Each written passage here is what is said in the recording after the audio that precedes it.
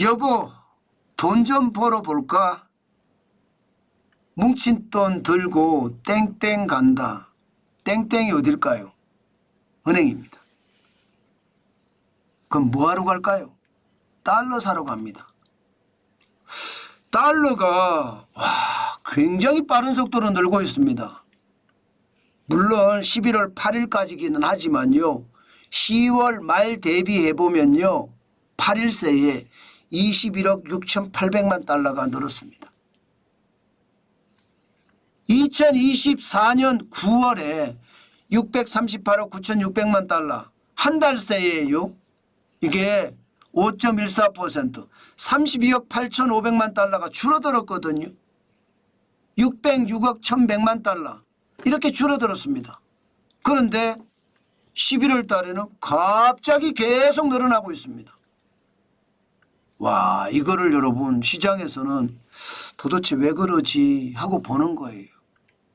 결국은요. 왜 그러지의 결론은 그거예요. 그거예요. 환율이 계속 올라가니까 1,400원대에서 계속 머물거든요. 지금 역에 선물한 차액결제 시장에서는 1,396원까지 10원까지 떨어졌지만 전체적으로는요. 1,400원대가 유노멀이 된다고 하니까 떨어지면 사고 떨어지면 사고 그렇게 사는 사람들이 많아졌다는 뜻입니다. 참 시장을 보면 진짜 놀랍죠. 문제는요. 앞으로도 더 올라갈 가능성이 많다고 하니까 여기저기 진짜 많이 사고 있는 겁니다. 여러분도 알다시피 환율은 올라가고 내려감을 신도 모른다고 해요. 신도. 그렇지만 대체적인 흐름을 보면 약간은 짐작할 수가 있거든요. 다는 짐작하지 못한다고 하더라도 진짜 약간은 짐작할 수가 있거든요. 저는 이 약간을 우리가 굉장히 뭐라고 해야 되나요? 관심을 갖고 봐야 된다. 저는 그렇게 생각합니다. 약간이. 이 약간이라는 게 결국은 제가 작은 단서라고 항상 이야기하잖아요. 그 작은 단서는 시장을 바꾸거든요. 그렇기 때문에 그 약간이라도 저는 시장을 봐야 된다고 보는 겁니다. 그만큼 말입니다. 시장의 약간의 변화 저는 여러분에게 꼭 말씀드리고 싶은 거예요. 그 약간의 변화의 핵심이 이거잖아요. 달러 인덱스가 계속 올라갑니다. 2024년 11월 15일 현재 106.69입니다. 굉장히 많이 올라갔죠. 올 들어서 달러 인덱스가 최고치입니다. 여러분, 달러 인덱스는 6개 통화 대비해서 달러의 가치를 나타내 준 거거든요. 6개 통화는요. 유로와 엔화, 파운드와 캐나다 달러, 스웨덴의 크로나 그리고 스위스의 프랑 이렇게 6개입니다. 이 6개의 가치가 100이다 이러면 똑같다는 뜻이에요.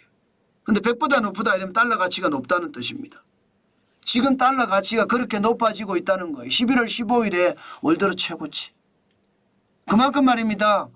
달러 가치는 쭉쭉쭉쭉 계속 올라가요. 그런데 여기가 끝이냐? 끝이 아닐 것 같아요. 계속 올라갈 수 있는 모양새가 나올 것 같아요. 지금 12월의 기준금리 당초 전망은 0.25%포인트 미국이 내린다고 했습니다. 그런데 현재까지를 보면 동결이 38.1%로 점점 늘어나고 있습니다. 제롬 파월 연방준비제도 의장이 금리를 인하할 수 있는 그런 데이터가 없다 이거예요. 다시 말해서 물가도 오르고 앞으로 더 오를 거니까 지금 금리를 내렸다가 나중에 다시 금리를 올려야 되는 불상사가 발생할 수 있다.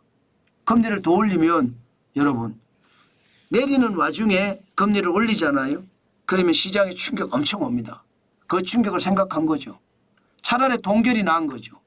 그래서 동결 확률이 높아지니까 동결하면 당초는 내린다고 해서 지금 달러 인덱스에도 반영이 되고 원달러 환율에도 반영이 됐는데 안 내린다 이러면 다시 올라갈 수밖에 없는 구조 맞잖아요.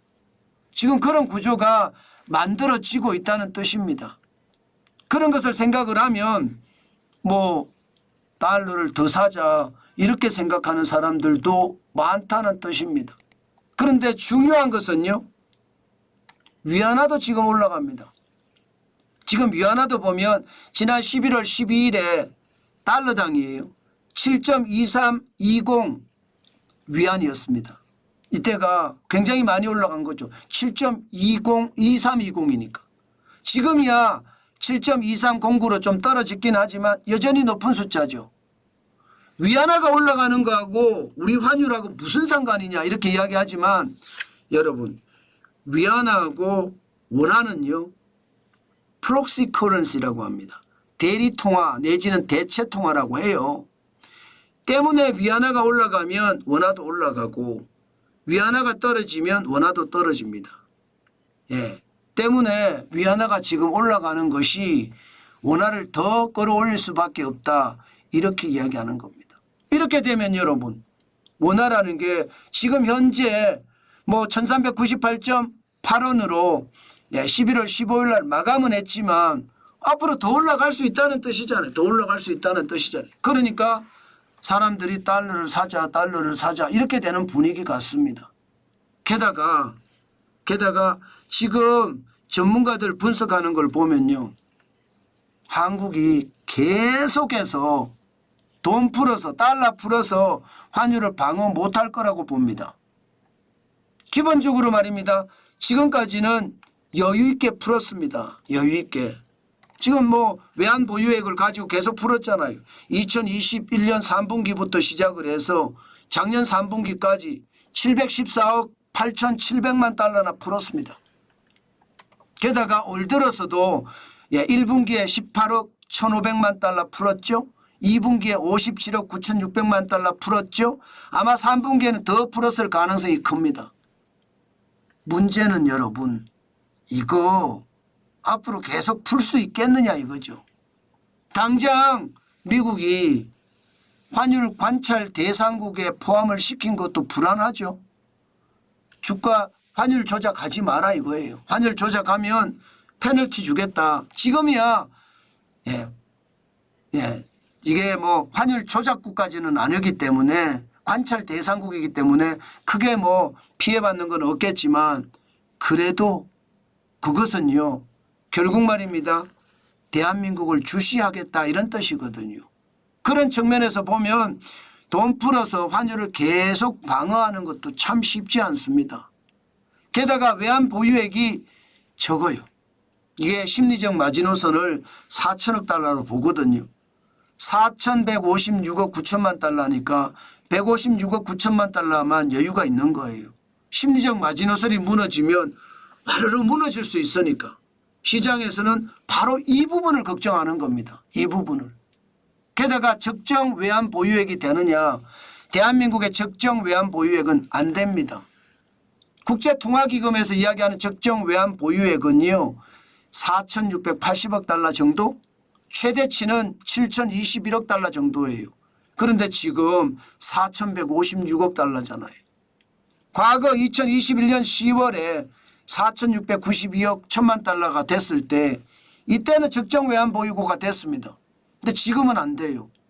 그러니까 100%가 안 되는 거고 97%, 98% 수준이에요. 이렇게 되면 여러분 결국 외환을 풀어서 환율을 잡는 것도 환율을 잡는 것도 한계가 있다는 뜻이에요. 노무라가 바로 이런 부분을 아주 극단적으로 지적을 했는데 그러니까 그런지 몰라도 시장은 많은 사람들이 달러를 사자 이런 분위기가 돼가고 있다는 것 아마 시장의 분위기가 진짜 싸합니다. 분명한 것은요. 당분간 미국 시장에 대한 불확실성이 워낙 크기 때문에 미국 시장은 도널드 트럼프 대통령 당선인이 행정부 2기가 출범을 하잖아요. 출범을 하고 오랫동안 생각했던 것보다 불확실성이 오래 갈 겁니다. 그 불확실성에 따라서 환율도 굉장히 출렁거릴 수 있다는 것. 여러분 반드시 생각을 하고 거기에 대응하는 것 저는 필요하다. 그 말씀 굉장히 강조해 드립니다. 네, 저는 달러를 사자 이런 주의가 아닙니다. 지금 말입니다. 그만큼 많은 사람들이 달러를 산다 이런 얘기예요. 있는 지표를 가지고 이야기하는 겁니다. 예, 여러분들이 달러를 사고 안 사고는 분명한 것은요. 분명한 것은 자기 선택이라는 거죠. 제일 중요하게 제가 생각을 하는 것은요. 달러를 사겠다 이런 생각이 만약에 여러분들 중에 계시다면 우리 경제가 진짜 위험한 상황에 빠질 거냐, 최악의 시나리오가 써질 거냐 이것부터 먼저 분석을 하고 제가 봐서는 굉장히 나쁠 것 같기는 합니다. 우리 경제가 2025년이 굉장히 나쁠 것 같기는 해요. 예, 그렇기 때문에 반드시 우리 경제 상황을 감안을 한 다음에 시장에 대응하는 것 잊지 말았으면 좋겠습니다. 예, 뭐 원달러 환율이 폭등한다. 위험을 회피하겠다. 이러면 뭐 사셔도 됩니다. 또 사는 사람들 있잖아요. 예, 해외 자녀들이 공부를 한다든가 나는 해외 원자재를 사야 된다든가 그런 분들 입장에서는 분할 매수로 계속 사들여야 될 거예요. 예, 당장 말입니다. 해외 원자재 사와야 되잖아요. 그럼 분할 매수로 계속 사들이는 게 맞아요. 그러나 투자 목적이다 그러면 조심하십시오. 투자 목적입니다. 투자 목적이면 요즘 투자해서 그렇게 막 엄청나게 남을 거다 그렇게 생각은 안 하거든요. 우리 경제가 완전히 부서지지 않는 다음에야 최악의 상황은 저는 아직까지는 안 쓸 거라고 보거든요. 그런 차원이라면 투자 목적은 좀 조금씩 절제해 가면서 시장을 봤으면 좋겠다. 그 말씀 오늘도 강조해 드립니다.